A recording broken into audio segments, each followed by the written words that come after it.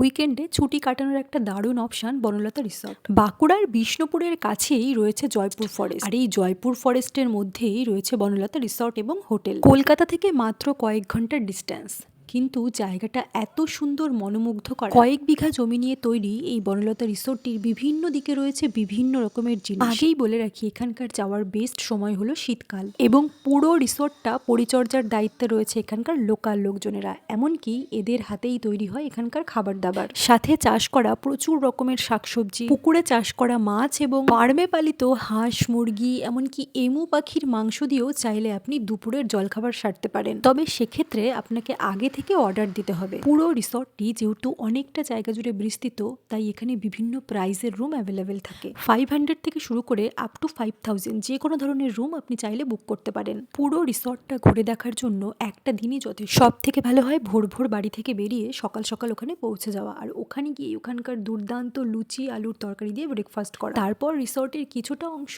ঘুরে দেখে দুপুরে লাঞ্চের জন্য তৈরি হয়ে যাওয়া। লাঞ্চের অপশনে প্রচুর কিছু থাকে, তবে বাম্বু চিকেনটা নিতে একদম ভুলবেন না। আর মাছের অপশনে নিতে পারেন ভেটকি পাতুরি। এত বড় ভেটকি পাতুরি আপনি একা খেয়ে শেষ করতে পারবেন না। নিজেদের ফার্মে পালিত মুরগি দিয়ে বাম্বু চিকেন করায় হয়তো এই বাম্বু চিকেনের স্বাদ একটু আলাদাই হয়। তাই একদিনের জন্য প্ল্যান করে ফেলুন। যেমনই চারিদিকের মনোমুগ্ধ করা পরিবেশ, তেমনই খাবার দাবার।